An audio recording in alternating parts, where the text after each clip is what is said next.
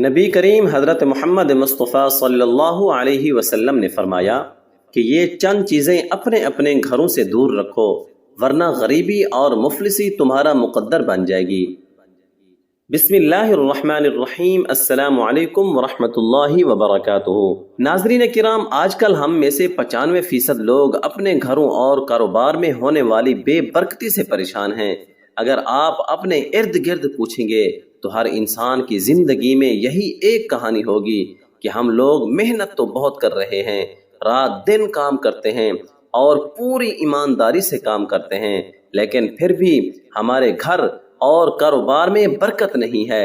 ہم لوگ بے برکتی، گھریلو پریشانیوں، لڑائی جھگڑوں اور خاندانی ناچاکیوں کی وجہ سے پریشان تو رہتے ہیں، لیکن خود اپنے گریبانوں میں جھانک کر نہیں دیکھتے کہ ہم لوگ اپنے گھروں میں خود کیا کرتے ہیں۔ اس میں کہیں نہ کہیں ہماری ہی کچھ ایسی غلطیاں اور کوتاہیاں ہوتی ہیں کہ جن کی وجہ سے آج ہمارے گھروں سے برکتیں ختم ہو رہی ہیں اور ہمیں پریشانیوں اور دکھوں نے گھیر لیا ہے۔ ہم لوگ دھیرے دھیرے غریبی کی دلدل کی طرف بڑھتے چلے جا رہے ہیں۔ گھروں میں بہت زیادہ ہی لڑائیاں ہیں، ہر روز کسی نہ کسی بات پر جھگڑے ہوتے رہتے ہیں، لیکن کیا آپ جانتے بھی ہو کہ ان تمام چیزوں کے پیچھے ہمارا اپنا خود کا ہی ہاتھ ہوتا ہے؟ آج ہم آپ کو چند ایسی چیزیں بتانے والے ہیں کہ جن کو اگر آپ بھی اپنے گھروں میں کرنا بند کریں گے تو انشاءاللہ تبارک و تعالی ایک ہفتے کے اندر ہی اندر آپ کو اس کے فائدے نظر آنا شروع ہو جائیں گے۔ لیکن پہلے چند ایسے مکروہ کاموں یا عادتوں کا تذکرہ کریں گے کہ جن کی وجہ سے گھروں میں بے برکتی، پریشانیاں اور دکھ تکالیف آتے ہیں۔ پھر اس کے بعد چند ایسے کاموں کا تذکرہ کریں گے کہ جن کے کرنے کی وجہ سے ہمارے گھروں کے اندر خوشحالی، برکت اور امیر آتی ہے۔ بے برکتی اور بدحالی کی چند وجوہات۔ کھڑے ہو کر پانی پینا شریعت کے خلاف ہے، اس لیے کسی جگہ پر بیٹھ کر اور سنت کے مطابق ہی پانی پینا چاہیے۔ آپ نے اکثر دیکھا ہوگا کہ شہروں میں اکثر کسی شادی بیاہ یا پھر دیگر تقریبات میں سب لوگ کھڑے ہو کر کھانا کھاتے ہیں اور پانی بھی پیتے ہیں۔ جو شخص بھی کھڑے ہو کر پانی پیتا ہے یا کھانا کھاتا ہے وہ سنت رسول صلی اللہ علیہ وآلہ وسلم کی سراسر خلاف ورزی کرتا ہے، اور ہمارے ایسا کرنے سے گھر میں کبھی بھی برکت نہیں ہوتی۔ جلدی جلدی نماز پڑھنا۔ ناظرین کرام، آپ میں سے اکثر افراد نے یہ لازمی دیکھا ہوگا کہ جب بھی ہم لوگ کسی بھی مسجد میں نماز پڑھنے کے لیے جاتے ہیں تو دیکھتے ہیں کہ ہمارے قریب ہی ایک دوسرا شخص بھی کھڑا ہوا نماز پڑھ رہا ہے۔ ابھی ہم لوگ ظہر کی نماز کی 4 سنتیں بھی نہیں پڑھ پاتے کہ وہ شخص ظہر کی نماز مکمل رکعتیں ادا کر کے اور دعا مانگ کر مسجد سے جا بھی چکا ہوتا ہے۔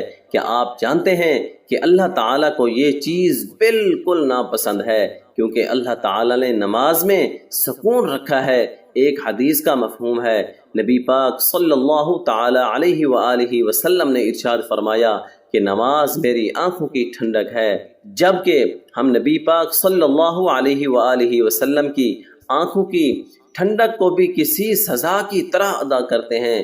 جب بھی ہم لوگ مسجدوں میں نماز ادا کرنے کے لیے جاتے ہیں تو وہاں جا کر سوچتے ہیں کہ جلد سے جلد نماز ختم ہو اور ہم لوگ اپنے اپنے گھر کو چلے جائیں، لیکن اس کے برعکس اگر ہم کسی سینما گھر یا تھیٹر میں جائیں تو وہاں 3 گھنٹے کی مکمل فلم دیکھ لیتے ہیں اور اس میں کبھی جلدی نہیں کرتے، لیکن اگر کبھی نماز پڑھنے میں 5 منٹ بھی زیادہ ہو گئے تو ہم سوچتے ہیں کہ آج تو بہت زیادہ دیر ہو گئی ہے۔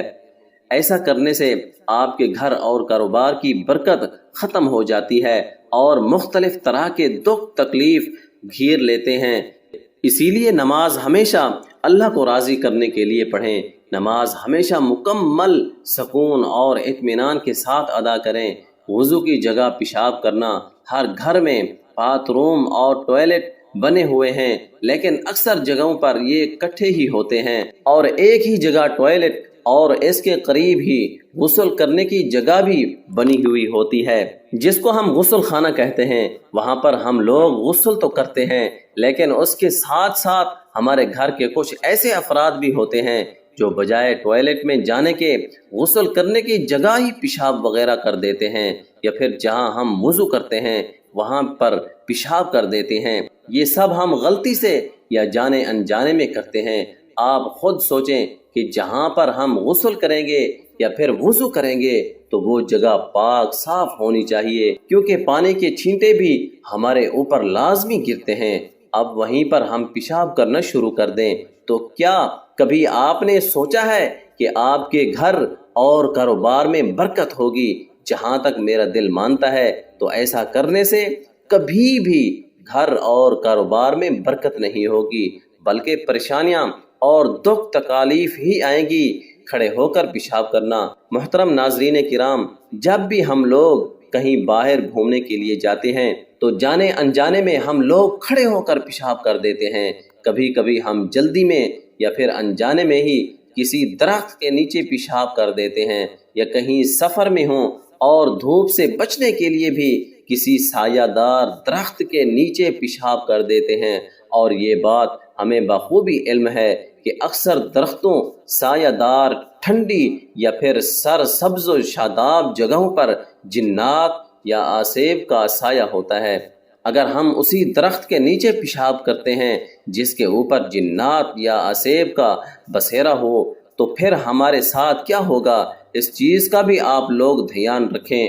کھڑے ہو کر پیشاب کرنے سے پیشاب کے چھینٹے شلوار اور جوتے پر لازمی گرتے ہیں، اور اس کے علاوہ پیشاب بھی جسم سے کچھ خارج ہو جاتا ہے اور باقی مثانے کے اندر ہی رہ جاتا ہے۔ اسی لیے کھڑے ہو کر کبھی بھی پیشاب نہ کریں۔ پھونک سے چراغ بجھانا۔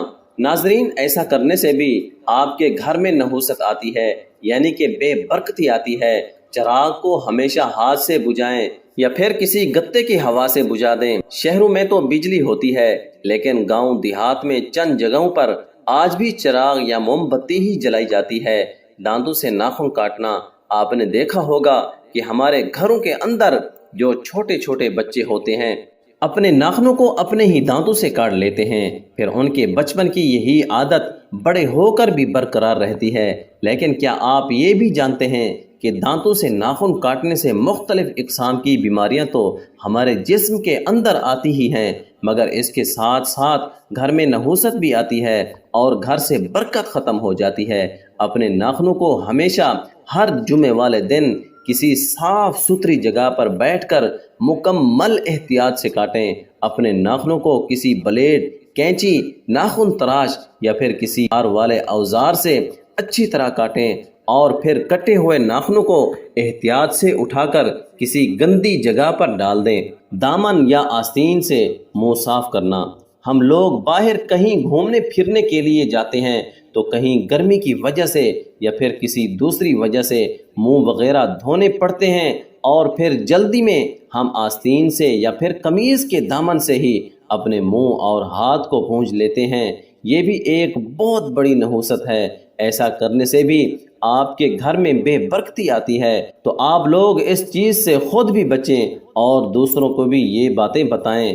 محترم ناظرین کرام، یہ تو چند ایسے کام ہیں جو کہ ہم ہر روز مرہ کے کاموں میں اکثر کرتے ہی رہتے ہیں، اور انہیں کرنے سے گھر میں غربت اور نحوست آتی ہے۔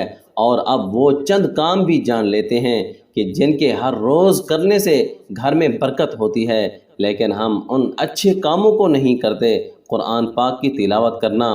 آپ اپنے خود کے گھروں میں جھانک کر دیکھیے، اور پھر کچھ ایسے گھروں کو بھی دیکھیے جہاں دولت اور برکت ہو اور وہ لوگ آپ سے خوشحال بھی ہو، تو آپ دیکھیں گے کہ وہ خوشحال گھرانے ایسے ہوں گے کہ جہاں پر رہنے والے لوگ روزانہ ہی صبح کو قرآن پاک کی تلاوت کرتے ہیں۔ پھر آپ ان کے گھر کے ماحول کو بھی دیکھیے، ان کے گھر کے ماحول بھی بہت اچھے ہوں گے۔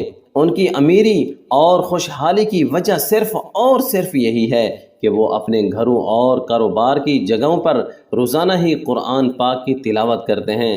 تو آپ بھی آج سے ہی گھر اور دکانوں میں قرآن پاک کی تلاوت شروع کر دیجئے۔ انشاءاللہ آپ کے گھروں میں بھی بہت زیادہ برکت ہوگی۔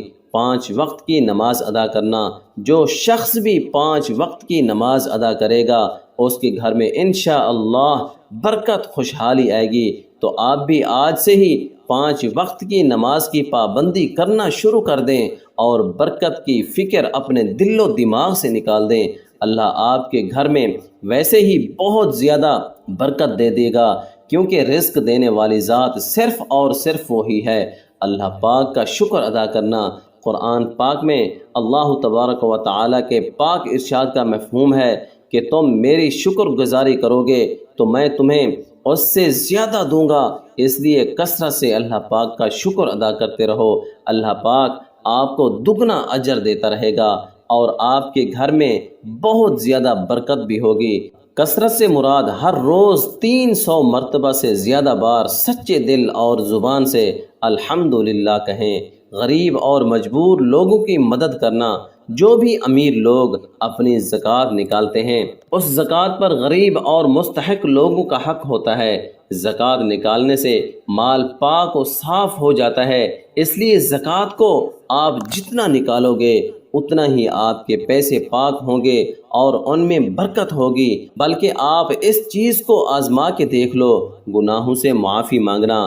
آپ چلتے پھرتے اٹھتے بیٹھتے کوئی بھی کام کر رہے ہیں تو آپ استغفر اللہ استغفر اللہ استغفر اللہ کا ورد کرتے رہیں۔ انشاءاللہ آپ جتنا اللہ تعالیٰ سے اپنے گناہوں کی معافی مانگیں گے اللہ آپ کو اتنا ہی زیادہ اجر دے گا، اور اس کے لیے آپ استغفار کی کثرت کریں۔ اکثر علماء کرام کے نزدیک استغفار کی کثرت سے مراد یہ ہے کہ ہر روز کم از کم 300 مرتبہ استغفر اللہ استغفر اللہ استغفر اللہ لازمی پڑھیں۔ استغفر اللہ العظیم الذی لا الہ الا هو الحی القیوم واتوب الیہ۔ ماں باپ اور رشتہ داروں سے اچھا برتاؤ۔ جتنا آپ اپنے ماں باپ کی خدمت کرو گے اللہ پاک آپ سے اتنا ہی زیادہ خوش ہوگا۔ اور یہ تو ہم سب مسلمانوں کا عقیدہ ہے کہ جب اللہ پاک کسی انسان سے خوش ہوتے ہیں تو اس کی ہر دلی مراد خود بخود ہی پوری ہو جاتی ہے۔ اللہ کے پاک ارشاد کا مفہوم ہے کہ جس نے اپنے ماں باپ کو راضی کر لیا گویا اس نے مجھے راضی کر لیا، اور پھر ایسی خوش نصیب اولادوں کو اللہ پاک بہت زیادہ دیتا ہے۔ تو آپ لوگ بھی اپنے ماں باپ کے ساتھ اچھا برتاؤ کریں، ماں باپ کے ساتھ ساتھ ہمسایوں اور اپنے رشتہ داروں کے ساتھ بھی اچھا برتاؤ کریں۔ آپ دیکھیں گے کہ کیسے آپ کے گھروں میں برکت و رحمت اور خوشحالی آتی ہے۔ صبح سورہ یاسین اور شام کو سورہ واقعہ، صبح کے وقت گھروں اور کاروبار کی جگہ پر سورہ یاسین کی تلاوت کرنے سے گھر اور کاروبار میں برکت ہوتی ہے۔ صبح اٹھو تو سورہ یاسین کی تلاوت کر لیا کرو، اور شام کو مغرب کے بعد اور سونے سے پہلے سورہ واقعہ کی تلاوت کر لیا کرو۔